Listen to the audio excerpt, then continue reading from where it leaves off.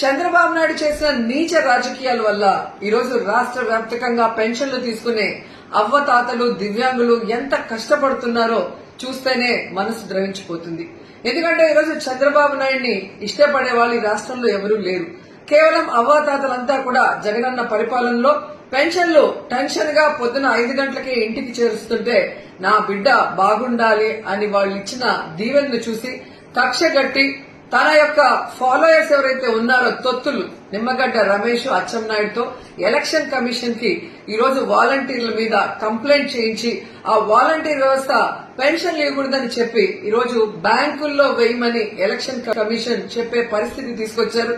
దానివల్ల ఎండల్లో దాదాపుగా 45 పైన ఉంది, 46, 47 డిగ్రీస్ లో ముసలోళ్లు ఈరోజు బ్యాంకుల దగ్గర పడికాపులు కాస్తుంటే దాంట్లో కొంతమంది మరణిస్తుంటే నిజంగా చాలా బాధేస్తుంది, ఏడుపు వస్తుంది.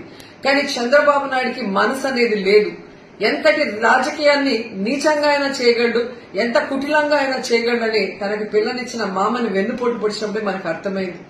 58 నెలలు ప్రజలకి కష్టం లేకుండా సచివాలయ వాలంటీర్ వ్యవస్థ ద్వారా జగన్మోహన్ రెడ్డి గారు ప్రతి సంక్షేమాన్ని ఈవెన్ పెన్షన్ రైస్ తో సహా పేద ప్రజల ఇళ్లకే పంపిస్తుంటే ఈరోజు కక్ష కట్టి 1 నెల గ్యాప్ వచ్చే ముందుకి ఎలక్షన్ కమిషన్ కి కంప్లైంట్లు ఇచ్చి ఏ విధంగా ప్రజల్ని ఎండల్లో తిప్పి వాళ్ళ మరణానికి కారణమవుతున్నారో ప్రతి ఒక్కరు కూడా గమనించాల్సిన విషయం.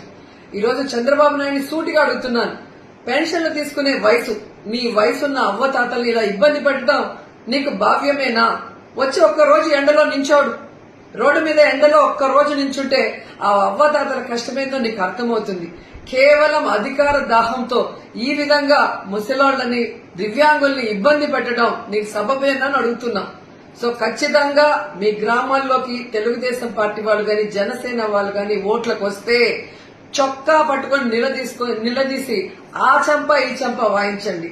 రాబోయే ఎన్నికలు మే 13 జరిగే ఎన్నికల్లో మిమ్మల్ని ఇంత ఇబ్బంది పెట్టిన ఆ చంద్రబాబు నాయుడిని, ఆ బీజేపీని, ఆ యొక్క జనసేనని తరిమి కొట్టండి అని కూడా ప్రతి ఒక్కరిని కూడా కోరుకుంటున్నాను. జగనన్న ఉంటేనే అన్ని ఇంటికి వస్తాయి, అందరూ సంతోషంగా ఉంటారు, సుఖంగా ఉంటారు, ఏ కష్టం లేకుండా పేదవాళ్ళందరూ కూడా. కానీ చంద్రబాబు నాయుడు అనేవాడు ఇంకా రాకముందే నెల రోజు ఎలక్షన్ కమిషన్ లో చేతిలోకి ప్రభుత్వం పోగానే ఎలా బిహేవ్ చేస్తున్నాడు, తన తొత్తుల్ని పెట్టి కంప్లైంట్ ఇచ్చనేది ప్రతి ఒక్కరు కూడా గుర్తుపెట్టుకోవాలని తెలియజేసుకుంటున్నాను.